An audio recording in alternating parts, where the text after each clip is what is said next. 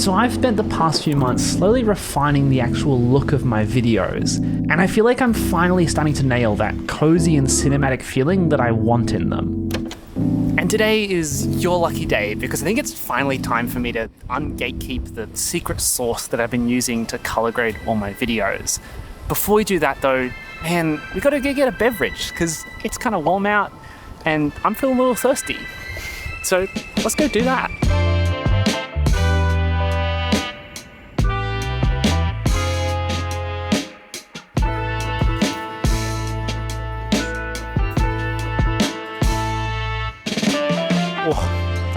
Got myself a little iced matcha, which on this, it's kind of a warm day. It was very lovely.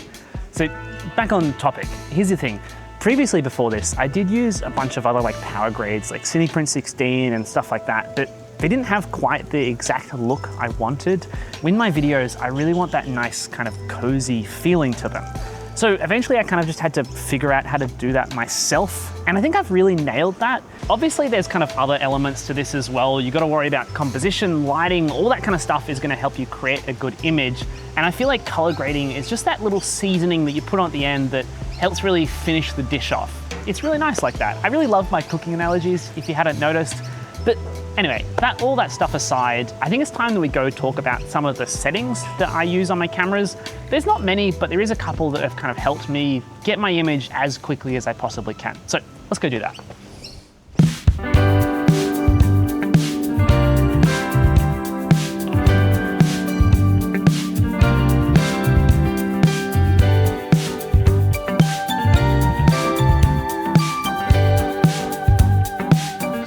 When I am shooting, I generally like to shoot in S-Log3, HEVC codec or H.265, and I like to shoot in 4K with 24 frames as my frame rate. Also when I'm shooting, I like to overexpose everything by about a stop.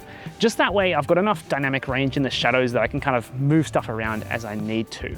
And finally, I've also started using auto white balance lately. I find it helps a lot with shooting run and gun kind of style stuff where I'm not having to manually dial in every single thing. And it does a good enough job for about 90% of the shots. So that's good enough for me. But I think it's about time we head back to my desk and I'll show you guys how to actually use this power grade. Hey Google, can you set the mood please?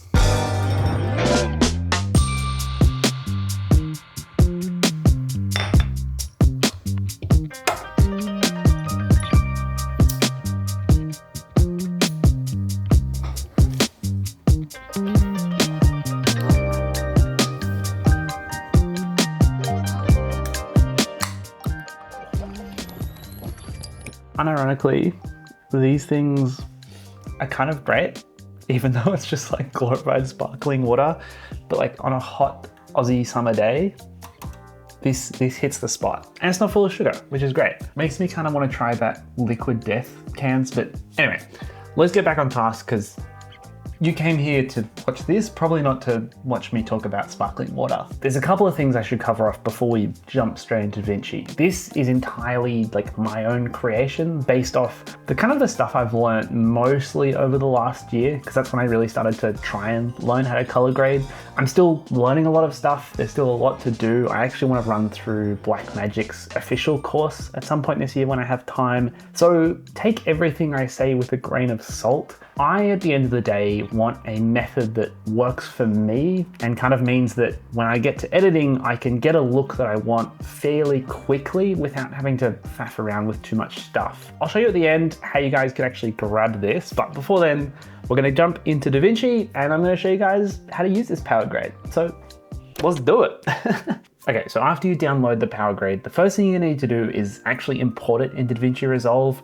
Currently, I'm only making a power grade version. I probably will make a LUT version in the future. I'm just not super confident in doing that though, so I didn't want to kind of jump the gun, but I still want to release this version because I'm basically using it in all my videos at this point. So download the file. I'm on Mac, but the steps should be pretty similar even if you're on a PC, and you'll find a .drx file. If you go into DaVinci Resolve, you want to jump over to the color page. It's pretty easy to find, the color tab. I don't know which one it's called. You get the idea. Then you go up here and there's kind of two ways to import this. One is if you import it into the stills gallery. Now this is project by project. So if you import it into this one, it won't be in any other projects that you create. But if you want it across everything, which is how I do it, you want to put it in a PowerGrade album. I've just created a separate one for this tutorial, but you could just chuck it in your PowerGrade 1 album and that would work fine. So all you want to do, right click, select import, and then just find where you put that file because you 100% remember that. So find that, import it, and it's gonna pop up right there. Is that simple? How good is that? To use it, it is so easy. All you wanna do, drag and drop this over into your node tree, and it's gonna pop up. And now, the footage does look a little overexposed, and generally because my shooting is so like run and gun, pretty much on every shot, I do end up adjusting the exposure and the white balance just to suit the environment I was shooting in. You know, sometimes there's a lot of tungsten lights. However it is, generally I adjust those and not much else, which is great. Now, before you do anything else, you do want to make sure that the color space transform is the correct one for your camera, because it may not be if you're using a different brand or if you're doing a different model. So you want to jump over to the SCT node, this one just here, go up here, and the input color space and the input gamma are the ones you're going to want to change. So say if you were shooting on a Fujifilm, you probably change it to Rec 2020, I think, and F-Log1 or F-Log2. So once you've checked the color space transform, you then want to jump into your initial adjustments. Now the first one I always do is exposure. I'm not going to touch the contrast here. I do that later in the grade, but I'm just going to come down here, make sure I'm on this little setting here, the color wheels, and then this exposure, I'm just gonna bring it down until my face, generally I expose for my face in these shots, until that is looking right about where I want it to. So it looks pretty good there. This white balance doesn't look too bad. Generally, I like my stuff a little bit warm, and most of the time, the Sony actually does a pretty good job shooting on auto if you kind of have this set to the 100, which it automatically is. But if you did want to adjust any of that, you can just come down here to the temp and the tint, and then kind of play around with that there. But in all honesty, I'm pretty happy with the way that's looking. There's only one other node I really touch on a shot-by-shot basis. Generally, everything else stays pretty much the same. That node is the contrast node just here, because I love some heavy contrast. Now this particular shot was done on a day where it was super overcast, so it was very flat lighting. If there was a lot harsher sun, I probably wouldn't need to adjust this contrast node just because the light would naturally be doing that. However, it's not, so I'm gonna fix that. If you jump over to the contrast node, it already has some contrast added to it, but I like to manually play around with it myself. So I'm gonna pop up my waveform here just to make sure I'm not clipping anything, and I'm gonna use the lift and the gain to adjust this contrast a bit. So I'm just gonna bring up the lift ever so slightly, and then I'm gonna really crush those blacks. Like, you know, I'll show you what it is. So like, that's before, that's after. You can see it really gives like a nice punch to the image, which is something that I just love in my stuff. So that there is how I grade 90% of my shots. I'll run through another example in a second, but I will just explain all the other nodes so you kind of understand what they're doing. So I've got white balance, exposure, pretty self-explanatory. Then you've got saturation. Now, this is just because I find, especially on the Sony cameras, they tend to lack boosting in the kind of color areas. So I just like to bump that up ever so slightly. It's like super, super subtle. I'll kind of show you. Like you can barely even see it, but it just adds a little bit of pop to it. Then you've got your color space transform, already talked about that. And then you've got my skin tones node. Now this is a cool thing that DaVinci Resolve added recently that I really like. It's kind of this hone panel to adjust a lot of different parts of the image. And I've done some really minor tweaks here just so that the skin isn't quite so red. I just found in a lot of my older videos, my face tends to get quite flushed, especially in summer.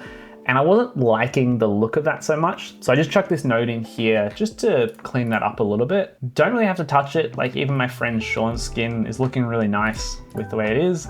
So I'm just gonna leave that there. I've realized that color grading, it's a subtle thing. You don't wanna like absolutely smash the viewer in the face with whatever you're doing. So this look node, which is like my little secret sauce, is super, super subtle. Then we've got contrast, and then we've got two different warmth nodes. This really depends on the kind of shot that I'm using. Most of the time I like to use the subtle warm node. It just warms up everything slightly. But if you were, say, shooting at like golden hour, like sunset, or you just wanted your stuff to really have like a nice warmth to it, you can turn on the strong warm node and you can kind of see that really pumps it up a fair bit, but generally I'll just use the subtle warmth. And that there is basically the steps to grade a shot. So that's a pretty typical shot in like, say, one of my vlogs, but let's do something at sunset to give you guys an idea of the kind of capabilities of this power grade. Okay, so this is a clip from Japan. I shot it basically as the sun was setting. So let me show you how to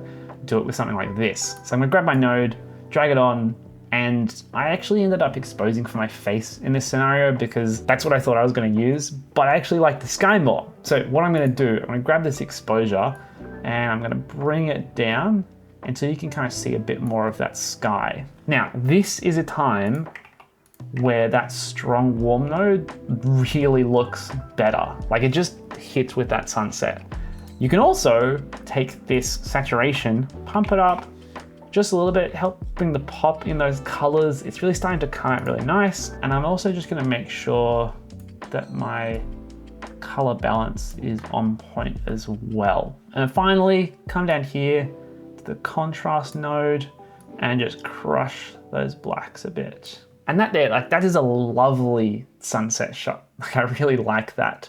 Now, a couple other things to kind of note. If there is ever footage that I've shot at night and it is super noisy, because that does happen. The FX30, it's decent in low light, it's not amazing, but I'll add a denoise node right at the start of my node tree and just use the built-in denoise tool in Resolve. It works pretty well. It does make your footage look a little smooth, but I'd rather that than have something that's super grainy with digital noise because it just doesn't look that nice. But if you do want to grab this grade, there'll be a link in the description. So if you want to support me, if you want to support this channel and what I'm trying to do here, this is a great opportunity to do that. I kind of feel weird selling a digital good, but at the end of the day, if I want to make this YouTube thing a like full-time gig, I need to earn money off it. And I don't get brand deals yet, and YouTube ad revenue gives me maybe like, I don't know, like $5 a video, like if that. So this is another great way to help support me. The good news is, if you do want to grab it, I'm going to be doing 30% off for this first week of releasing it, just as like a nice little thing for you guys. It's a bit of a thank you. So if you want to grab it now, get that 30% discount off, and I don't know. I'll see you guys in the next one, I guess. That seems to be my outro at this point. I don't know. I'll work on it.